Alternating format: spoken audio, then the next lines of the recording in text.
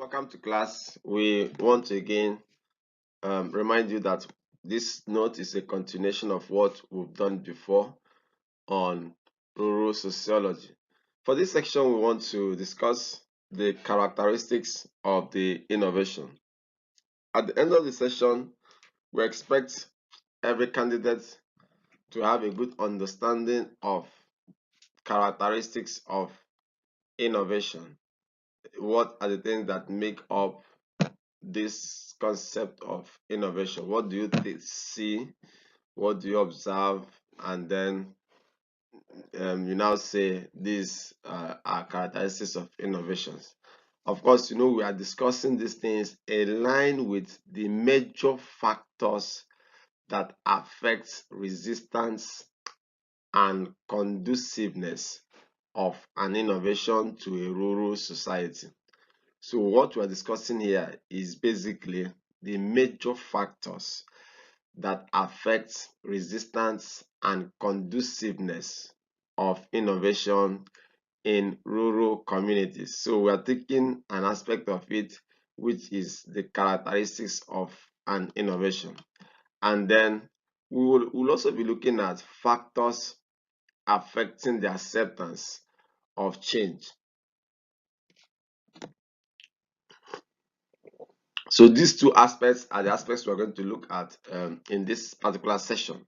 So we start with the characteristics of innovations. What are those characteristics of an innovation that may influence their acceptance or resistance by the would-be user?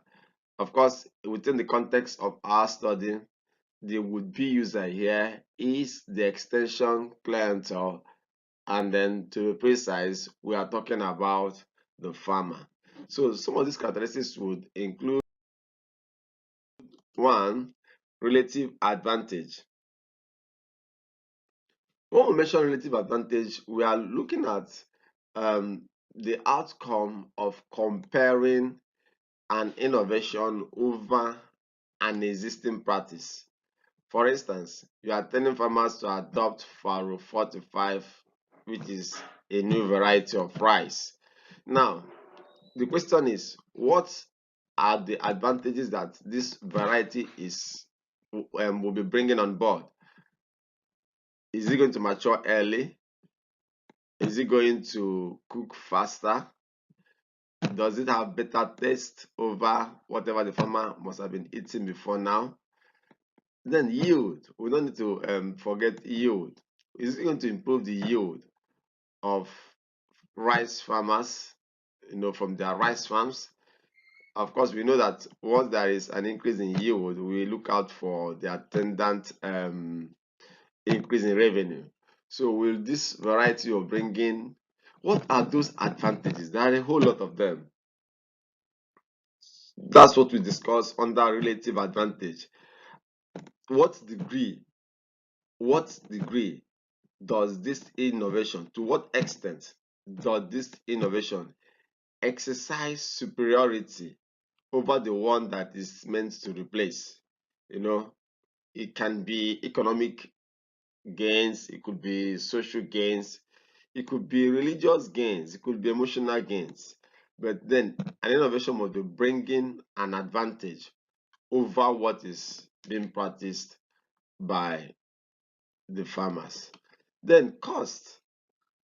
Though a change may be perceived to have a greater advantage over the current one in practice, however, it may not be adopted because of its cost. The cost may be considered in terms of what the adopter is supposed to give up and what he is to gain in adopting the change. So cost here is wide. It is wide a bit because cost here will be looking at what does it take to acquire this innovation? What does it take to sustain this innovation? We are looking at physical cost, that's financial cost. Then there is the opportunity cost. What will it imply for the farmer who is going to let go of a practice and then to adopt this innovation? What the foregone alternative? At what expense? If the expense of the foregone alternative is high, it's likely the farmer may not be very interested in adopting the innovation. But whereas the foregone alternative, the opportunity cost is not so high, the tendency of the farmer to adopt the innovation will likely increase. Aside cost, the complexity here refers to the degree to which an innovation is relatively difficult to understand or use. New ideas which are not complex, that is, relatively simple to understand and apply, are adopted more rapidly than those which are more complex. Let's take for an instance, you went to the farm and then you told farmers to apply fertilizer, NPK, maybe 10, 10, 15 or 15, 15, 20 or 15, 15, 10, whatever ratio that may be suitable to the farm, subject to the result of the testing of the soil. Now, when the farmer now decides to adopt the NPK, the fertilizer, you now tell the farmer to apply 10 grams per stand. At this point, we're looking at complexity. How would the farmer be able to measure 10 grams? How would the farmer be able to ascertain the quantity he or she wants to apply on a maize stand? But if you come to tell the farmer to apply a match box full of fertilizer per stand, now you can see that at this point it becomes a bit easier for the farmer to just measure out the match box, get a match box, fill it up with fertilizer and apply per stand. So you now see that you see the complexity here is a bit more reduced. You look at something like vegetative propagation, where you will do grafting. If to teach farmers how to do grafting will be much more complex and much more difficult when compared to teaching them on how to possibly use weedicides, because grafting involves a whole lot of technical processes that may require a professional, but then the application of weedicide may not require high level of technology. Then we look at the visibility. Here in visibility, as we discussed visibility, we are looking at the extent to which the results or operations are early seen. The tangibility of the results of an innovation arouses in the rural people, here particularly the farmer, the interest to adopt, whereas those results that are not easily observed can ignite pessimistic outlook. In effect, you see this, of course, every day in agriculture, in extension practices, that you're on field and then you are telling the farmer to let's take for an instance, you're telling the farmer to adopt a particular variety of cassava, and that when he or she adopt that particular variety of cassava, that is that's every tendency that their vitamin A intake. Of course, we're discussing food security, food availability, and household nutrition now. So you say take pro vitamin A cassava variety, plant it. By the time you harvest it and your family consumes it, your vitamin A intake will increase. It will help your eyes, it will help boost your immune system. That's beautiful. But then when you now bring that innovation on the same line with telling the farmer to plant a certain variety of cassava, and then that the harvest will be bumper, with larger tubers and then higher market value, you will see that the one of provitamin A, because it is not visible, farmers may not adopt it easily. And even when they adopt it, the tendency of discontinuing is very high. But when they do that of the tubers, getting larger tubers, having higher productivity, higher production per unit area. Then they go to farm and harvest these tubers of cassava and then see how big they are, go to market to sell them. That's very visible. So there is every tendency they will go for the latter and leave the former. Then we look at another idea, the idea of divisibility, please. This should be divisibility. Now, to what extent can an innovation, be reduced?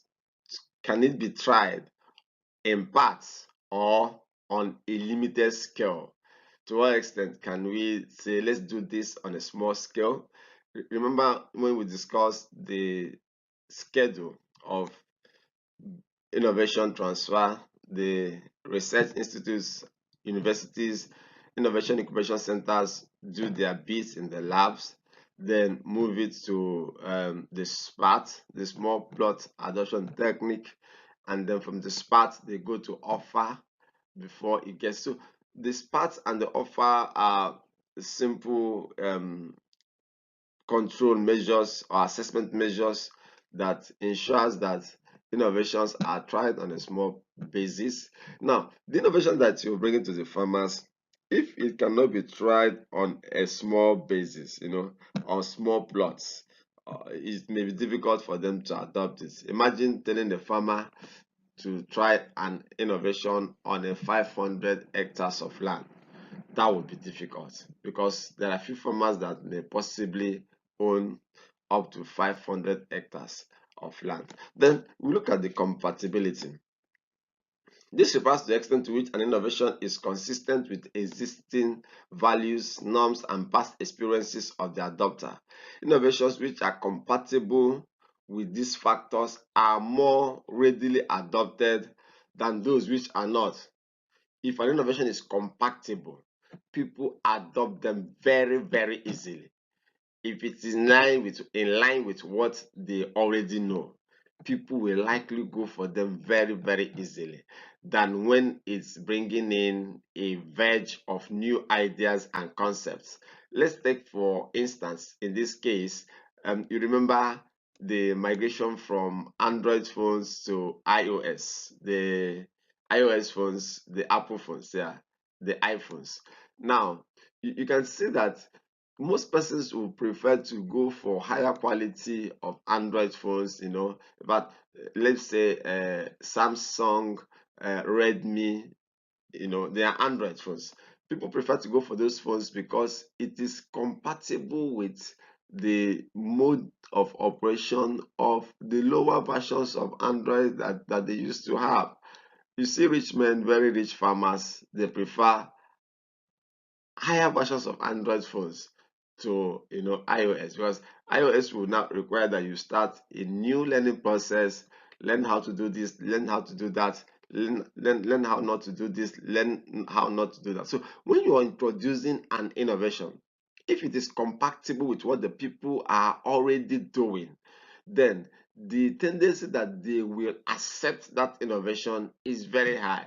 But if it requires fresh knowledge, fresh learning process, fresh teaching process, and then they will need to overhaul whatever they possibly knew before the arrival of the innovation, for sure, those innovations may not be easily accepted. So we move to the next idea, the next concept that we are going to look at in this class, and that is the factors affecting the acceptance of an innovation.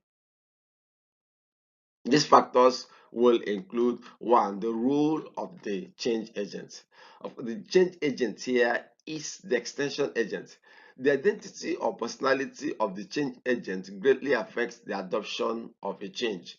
The agent's frequency of contacts with farmers, how often does the agent visit the farmers? Because we know that retention increases oftentimes with the frequency of learning. As people learn more, as people are contacted more, you see that retention, adoption will likely increase. In most of our field studies, you will likely see the number of extension contacts playing active significant roles to the adoption of innovations. Most studies would show that as the number of extension contacts increase, there is the tendency that the rate of adoption, we are looking at the significance now, that there is the likelihood that with the increase in the number of extension contacts, the rate of adoption of an innovation is also likely to increase. So this is as it relates to the role of the change agent. Then his professional competence. If the change agent does not exhibit professional competence, does not show that he knows it or that she knows the content or she has the capacity to transmit the idea effectively to the farmers, if the change agent is not showing mastery, whether he's showing mastery or not, that will affect acceptance of the innovation or its rejection. Then his human relationship skills. Part of change agent duty is to relate with human beings. You are not working with figures, you are working with human beings. So how the extension agent relates with human beings will influence also the acceptance of the innovation. What is his attitude towards his work? Does this exhibit positive attitude? Does it show evidences of motivation, or is he always complaining? What is the degree of his commitment? What is the degree of his dedication and diligence to the duty? When you are not diligent to what you do, you simply create an impression to the learner that what you do is not important. And at such point, it becomes difficult for the learner to go ahead with you. Now, aside the extension agents, there is the community characteristics, which will also influence the innovation acceptance. Here, the community characteristics looks at the activities of a group which greatly influence what the individuals does. It's innovation adoption, as we discussed in the other class, is not a one-man thing. It's not a one-farmer issue. It has to do with community thinking. It has to do with community reasoning. It has to do with community understanding. Where somebody says, "Oh, they brought this particular variety of cassava for us to adopt." The farmer goes to the next door neighbor and then say, "Oh, have you seen this?" If the next door neighbor says, "Ah, no, we can't do this. We can't plant this," and then the two, 3 person says, "We can't do this," there is every tendency that acceptance will drop. But whereas the next door neighbor goes ahead to say, "Oh, we can do this, we can get this done," there is every tendency that the innovation will be accepted. So community that has long stand of cooperation and peaceful coexistence, that tolerates strangers, who are forward looking and progressive, relatively high level of social amenities, and then who form themselves into cooperatives, adopt change more often than those with opposite attributes. When you have community where there is unity, where people listen to each other, where people are progressive minded, where the social infrastructures are there, you will see the tendency to adopt innovations will likely increase. We look at inertia. Inertia, those of you who did sciences will remember inertia in Newton's law, the reluctancy to move while at rest, or the reluctancy to come to rest while in motion. We are told that's the reason why examples were given. Then passengers jack forward when the car brake is applied, I think so, and then when the car brake is released, the jack backwards. So that's inertia. So it applies to agricultural extension to an extent. People who have lived long under a particular condition most times and have perfectly adjusted to that system, they find it very difficult to change. You have lived long under a particular lifestyle, and then you've been planting a certain variety of cassava, you've been processing your agricultural produce using a particular method. By the time you have been told to tweak, to shift to another method, it becomes a bit difficult. Then there is the issue of habit. Of course, in habit, we discuss that people find it difficult to change what has become their habit. Of course, it's the difficulty of changing what has become habit that we call inertia, especially if such a change will look like a deviation from their social norms and then of the society. Then there is the idea of fears, suspicion, and anxiety. That is, of course, intrinsically, people fear change and are constantly suspicious of change agents because they are anxious about their survival within the old setting which they find themselves. Nobody will want to go and try something new, take risk, especially when there is no insurance, when there is no soft landing in case of eventualities. So people are often afraid. Then we look at the last one, vested interest. That social change meets with community resistance whenever it threatens the vested interest of key individuals or groups in the community. Rejection of strange people naturally hold strangers with some suspicions, particularly in rural areas. There may be, chiefs, AZs, contact farmers, persons of high repute in the communities who may have vested interest. And if your innovation is coming to threaten their interest, there is that likelihood that it may not end up positive. They may likely work against that. So that's where we end it for this session. Drop your questions maybe within the comment box or when we have physical meetings. Use all other channels available to contact us going forward. Thank you, and do have a blessed session. Remember to read your notes and contact other important materials for the course.